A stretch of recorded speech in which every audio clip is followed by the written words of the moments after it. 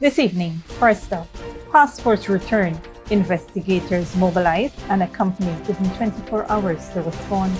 The Ministry of Labour steps in for 38 Indian workers stranded at a remote jungle quarry, and for the first time since their ordeal began, someone in authority is listening. Then overcharge a passenger and lose your license. Enforcement begins Monday. Fare charts must be displayed in every vehicle and vessel, and operators who left commuters stranded at Parika and Bartik over the weekend have already been identified. The government means business. Plus, delayed projects, missed deadlines, and loose contracts have been a way of life for too long. Finance Minister Dr. Ashni Singh announces a sweeping new accountability framework. The permanent secretaries are now personally on the line when contractors underperform. Meanwhile, after the violence at Tuschen Secondary School, the government takes the message directly into classrooms.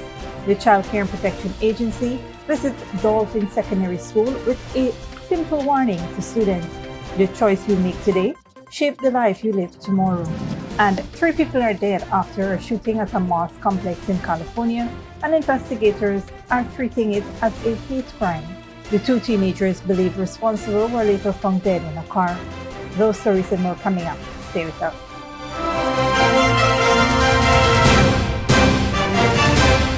Welcome to this broadcast of Channel 2's Headline News Update for May 19th, 2026. I'm Bibi Bacchus. Thank you for joining us.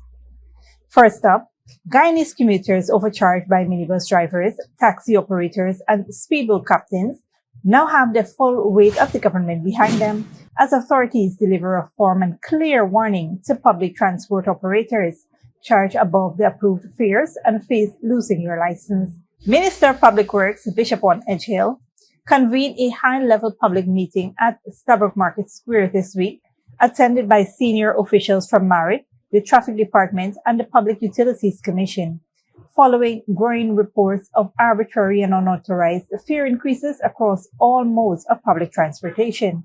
The government's position was clear. No fare increase has been approved, not for minibuses, taxis, hire cars, speedboats, or airport taxis.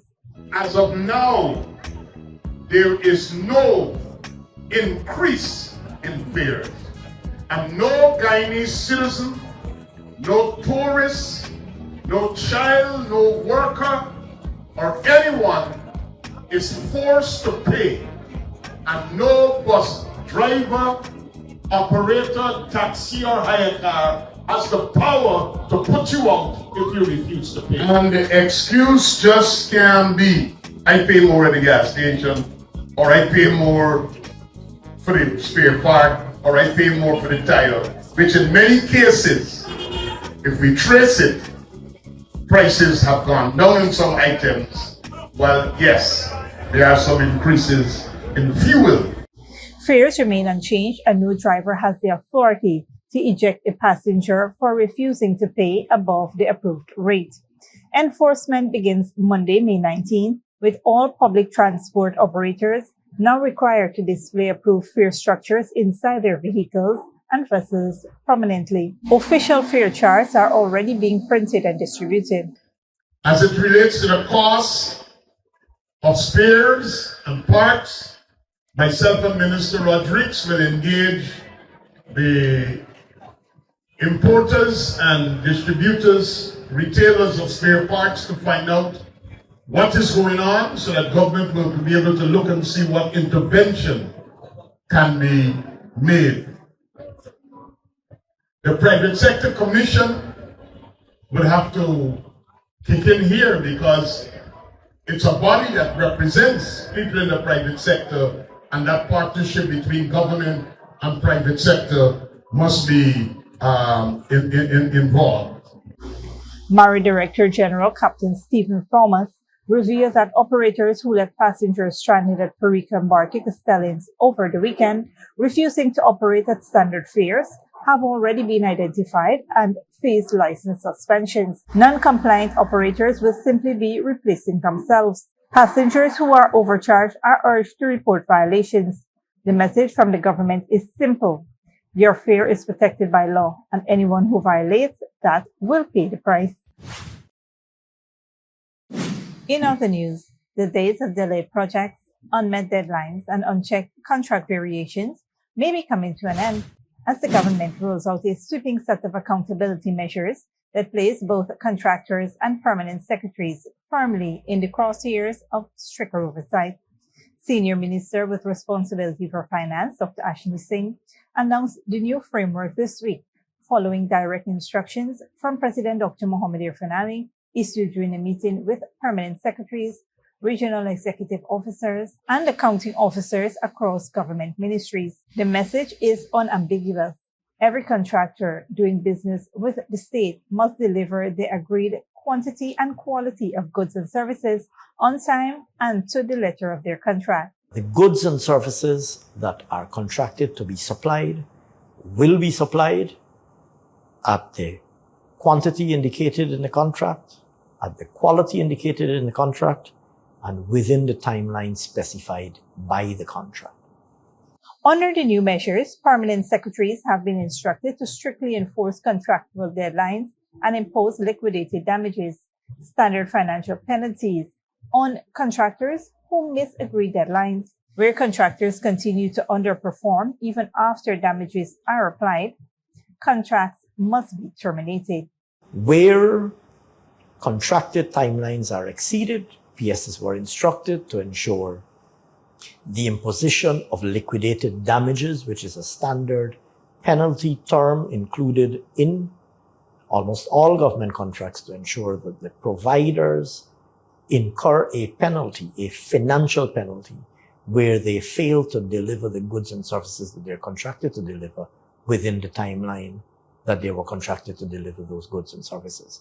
Performance bonds are now required to remain active throughout the entire life of a contract, and permanent secretaries will be held personally responsible where bonds are absent, lapse, or expire before obligations are fulfilled. The government has also tightened control on contract variations, eliminating the contingency provisions that previously allowed flexible pricing adjustments. Any proposed change to an agreed contract price must now return to the original approving authority for review. For contractors who have grown accustomed to delays without consequences, the era of easy extensions and unchecked overruns appears to be over.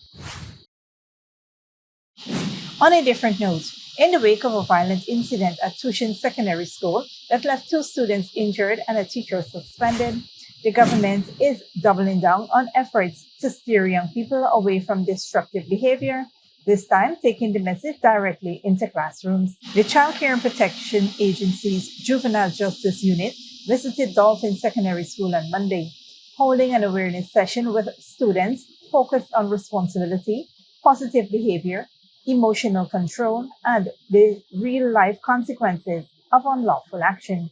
Students were encouraged to think critically before making decisions, develop healthy coping skills, and surround themselves with positive influences. The session also reminded young people that support is always within reach through parents, teachers, school counselors, and trusted members of their communities. The initiative, facilitated by the Ministry of Human Services and Social Security, reflects a growing recognition that preventing youth crime and violence requires early intervention, not just punishment after the fact. The timing is significant. With the Ministry of Education simultaneously developing a national anti-bullying and anti-violence framework for schools across Guyana, and the Tuschen Secondary School incident still fresh in the public's consciousness, authorities appear to be taking a coordinated, multi-agency approach to tackling behavioral issues among young Guyanese. The message being delivered to students is simple but powerful. The choices you make today shape the life you will live tomorrow, and help is always available before those choices go wrong. Officials say similar outreach sessions are expected to continue at schools across the country. Stick around when we return. Ghana Technical Training College to offer on-campus housing for students pursuing technical training. And government steps in to protect exploited Indian workers at Region 7 Quarry.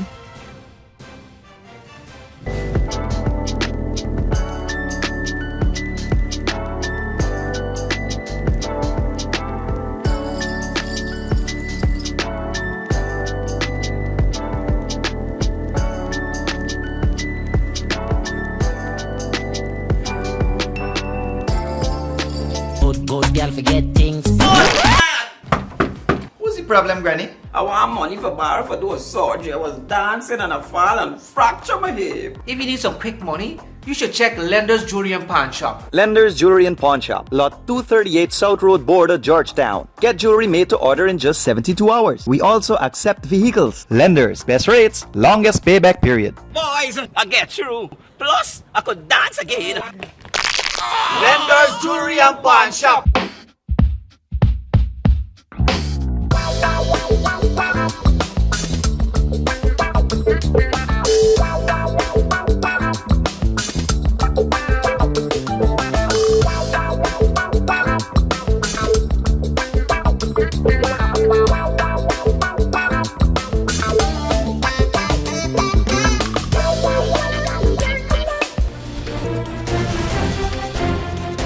Welcome back.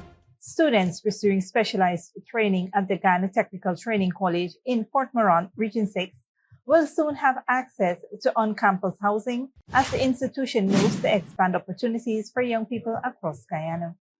Director of the college, Professor Clement Sankat, said the residential facility is expected to be completed by the end of this year or early next year and will accommodate up to 100 students from various regions. According to Professor Sankat, the campus will provide students with accommodations, meals, and other amenities, creating a fully supported learning environment for those enrolled at the institution. He explained that the initiative will be especially beneficial to students from rural and hinterland communities who may face difficulties accessing specialized technical education due to distance and accommodation challenges. The housing initiative is also expected to create economic opportunities for residents in surrounding communities, as some students may choose to seek private accommodations in Port Moran. Professor Sankat noted that the long-term goal is to transform Port Moran into a major center for technical education and regional development.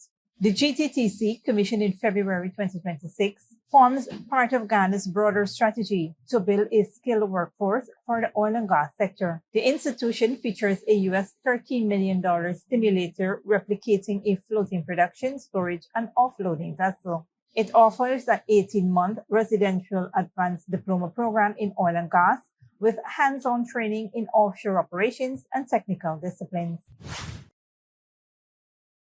Moving on, in a significant development, the Ministry of Labour has intervened in the unfolding crisis involving 38 Indian national workers at the Eka Haram Earth Resources Quarry in Batava Village, Region 7, securing the immediate return of confiscated passports and launching a full-scale investigation into allegations of labour abuse, unsafe working conditions, and the suspicious death of an employee. The breakthrough came after Minister of Labour, Kiyoma Griffith, personally engaged Acting High Commissioner of India to Guyana before convening a joint meeting with the 38 aggravated workers and company management, giving workers a formal platform to voice their complaints directly to authorities for the first time.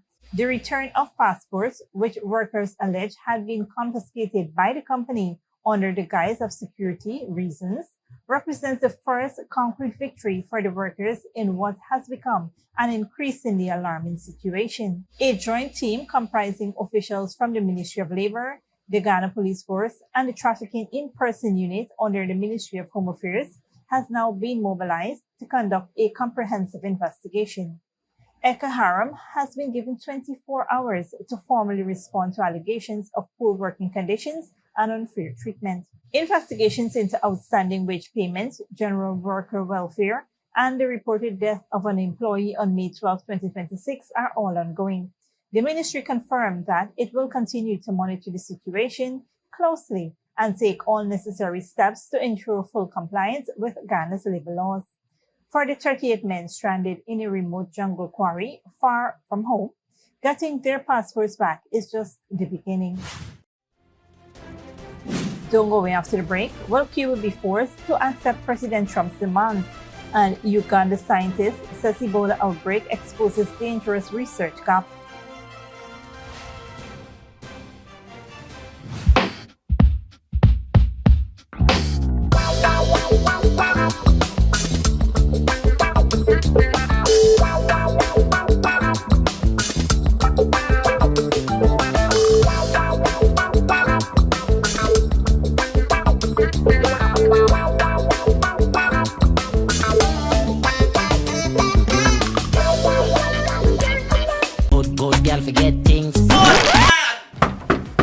problem, Granny? I want money for borrow for those surgery. I was dancing and I fall and fracture my hip. If you need some quick money, you should check Lender's Jewelry and Pawn Shop. Lender's Jewelry and Pawn Shop, lot 238 South Road Border, Georgetown. Get jewelry made to order in just 72 hours. We also accept vehicles. Lenders, best rates, longest payback period. Boys, I get through. Plus, I could dance again.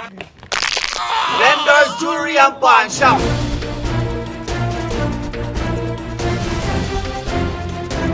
Welcome back. Now we take a look at what's happening in the region and around the world. Good evening, I'm Dominic Kittins tonight. CARICOM warns Middle East tensions threaten Caribbean supply chains. Cuba says it is nearly out of fuel under US pressure. Uganda battles a deadly new outbreak with little known about the strain. And California mass shooting leaves 3 dead in a suspected hate crime. We will begin in the Caribbean.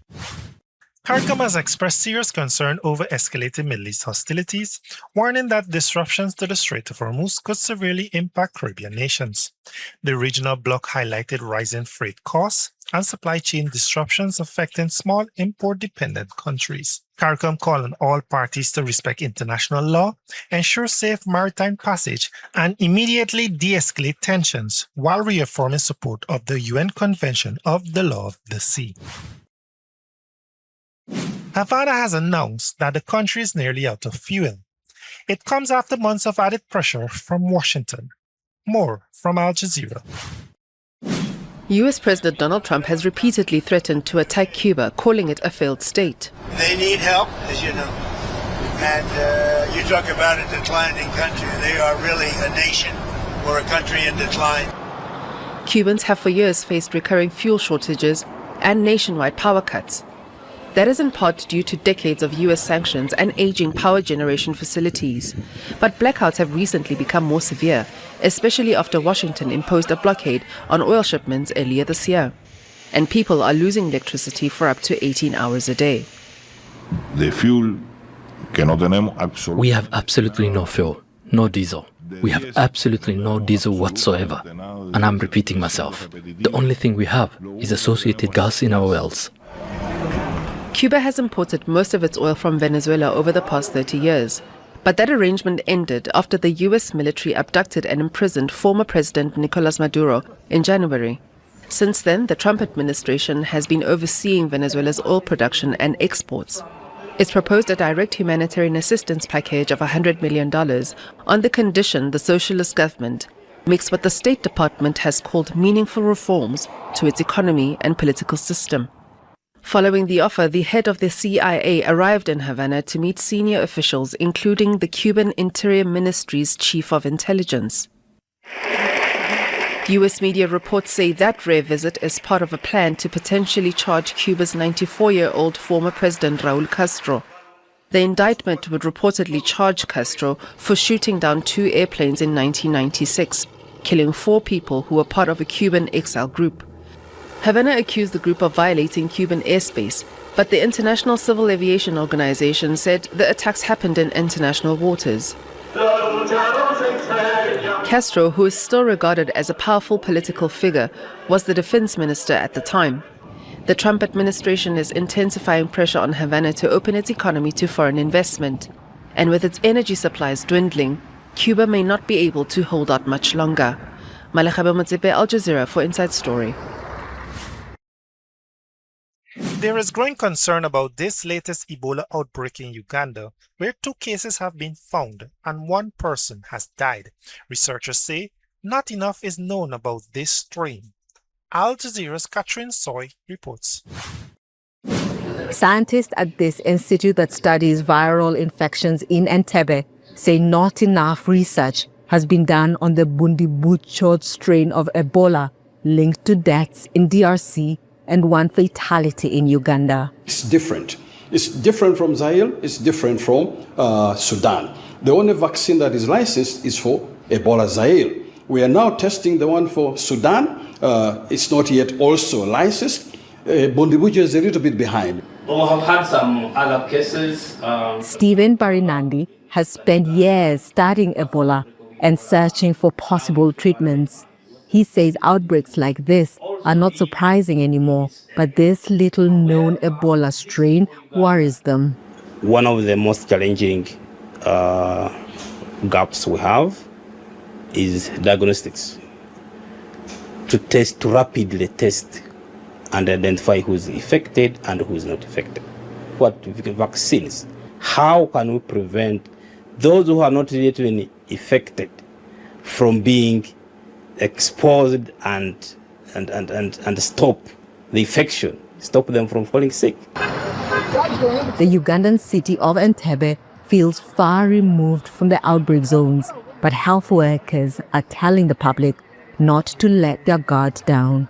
We also spent some time on the streets in Entebbe talking to people. This is a road that leads to the airport. Many people are saying they're not worried, but the government is asking them to be extra vigilant. I hear Ebola is with us. People say they know about Ebola, but they don't understand it. There needs to be more awareness. In the capital, Kampala, people are increasingly worried. Ebola is back, and yeah, it is worrying, so it's something that everyone is scared of, and personally, I'm scared. The Bundibucho strain was first identified in Uganda in 2007.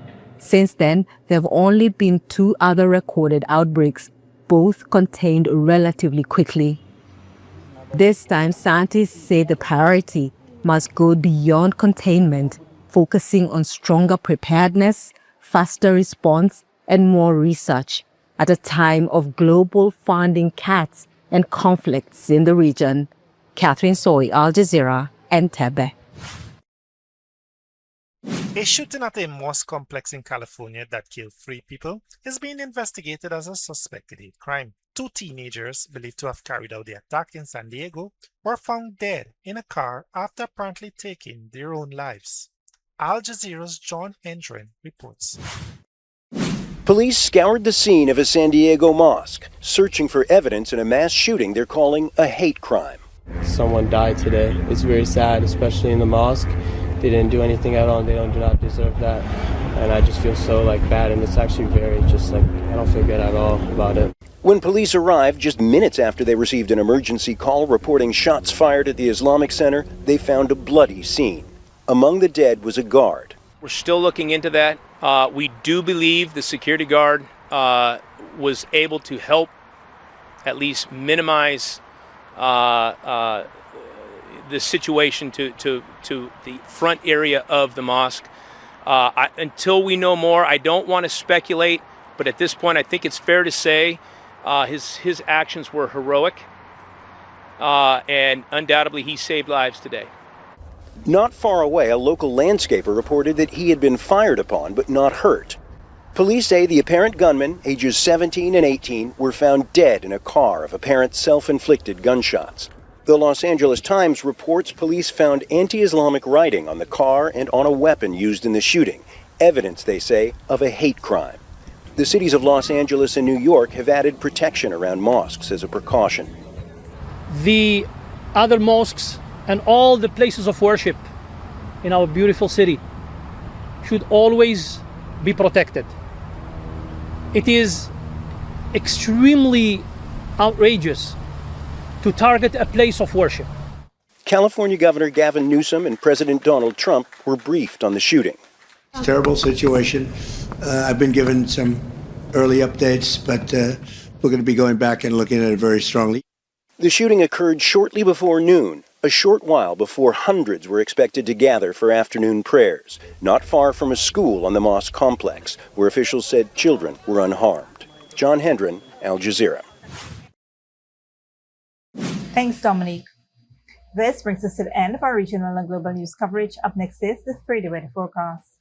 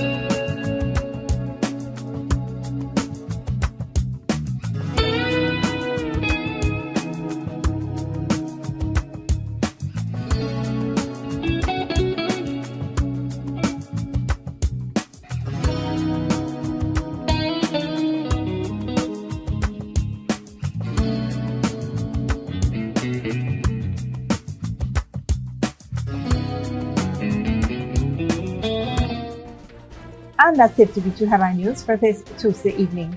As we take our leave, we invite you to follow us on Facebook and YouTube. You can tune in tomorrow at 6:30 a.m. for rebroadcast and at 7 p.m. for more news.